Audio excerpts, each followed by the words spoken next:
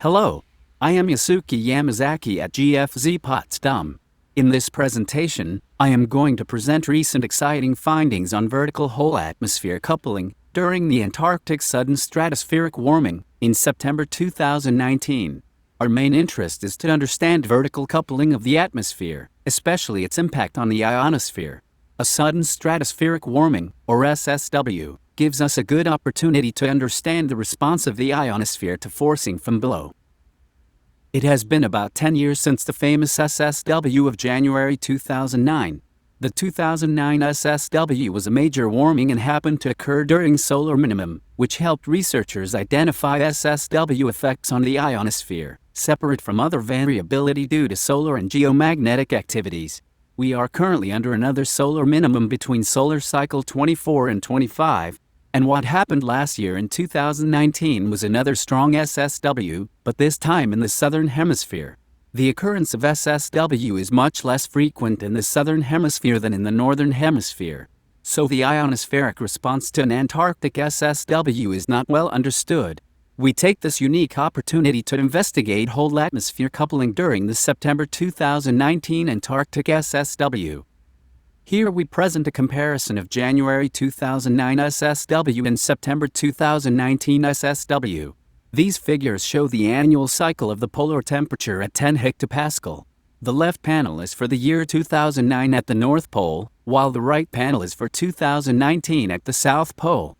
In each panel, the yellow line represents the climatology and the gray shading indicates the temperature variability, based on the data for individual years during 1980 to 2018.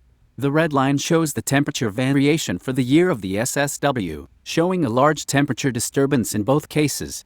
The September 2019 SSW was not accompanied by the reversal of the zonal mean flow in the lower stratosphere, and so it is classified as a minor warming. However, as can be seen here, the temperature disturbance is comparable to that of the major SSW in the northern hemisphere. To give an overview of whole atmosphere coupling during the September 2019 SSW, here I present 5 figures, showing data from different height regions. Panels 1 and 2 present unusual temperature and wind perturbations in the stratosphere, associated with the SSW. Panel 3 shows enhanced activity of westward propagating planetary waves with zonal wave number 1, that are observed following the SSW. Planetary waves with periods between 4 days and 12 days are visible. Waves with periods around 6 days are particularly strong. At this time, SWARM satellite observed prominent 6-day oscillations in ionospheric parameters, which are presented in panels 4 and 5. The observed 6-day oscillations in the middle atmosphere and ionosphere during the September 2019 SSW can be due to the quasi-6-day wave. The quasi-6-day wave is one of planetary waves that are occasionally observed in the middle atmosphere. It is often considered as a manifestation of one of atmospheric normal modes, predicted by linear wave theory. The wave has zonal wave number 1 and travels westward with a certain phase speed such that atmospheric perturbations have a period about 6 days when observed from the ground. Also, the wave has a latitudinal structure that is symmetric about the equator. This figure shows the latitude versus height structure of the quasi-6-day wave and geopotential height observed during September 2019. The wave shows the expected symmetric pattern in the mesosphere and lower thermosphere. Now the right panel shows the same except for the Gaia model. The model atmosphere below a height of 40 kilometers was constrained with the data from a meteorological reanalysis. Gaia reproduces the large quasi-6-day wave of September 2019 in the mesosphere and lower thermosphere, with the amplitude comparable with observations. We are now going to look at ionospheric data from SWARM during the September 2019 Antarctic SSW. The left panel shows the equatorial electrojet intensity around noontime, as derived from magnetic field measurements by the SWARM-B satellite. The x-axis is the longitude and y-axis is the date. At a fixed longitude, the equatorial electrojet intensity shows oscillations with a period around 6 days. The right panel shows the zonal wave number spectrum of the equatorial electrojet intensity. As can be seen here, the largest oscillation is traveling westward, with zonal wave number 1, and a period around 6 days. Gaia is able to reproduce the 6-day oscillation in the equatorial electrojet intensity observed by SWARM. As the model assumes constant solar and geomagnetic activities, the observed 6-day oscillation is not due to solar or magnetospheric forcing, but due to atmospheric forcing. These figures show daytime plasma densities at low latitudes from swarm B. The left panel shows the electron density and the right panel shows the topside total electron content. 6-day oscillations are seen in these plasma density data, similar to that in the equatorial electrojet intensity. Therefore, these plasma density variations can be due to changes in the dynamo-electric field and accompanying changes in the equatorial plasma fountain.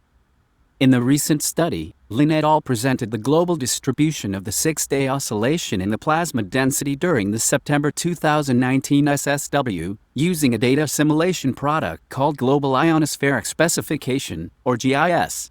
The left panel shows the local time versus magnetic latitude distribution of the amplitude of the westward propagating 6-day oscillation in TEC, from Lin et al. 2020. They pointed out that there are two local times for amplitude maxima. One is around noon and the other is late afternoon to the evening. Gaia reproduces this feature very well as shown in the right panel. There are various waves that can produce the westward propagating 6-day oscillation at a fixed local time. In this table, each row corresponds to a certain wave.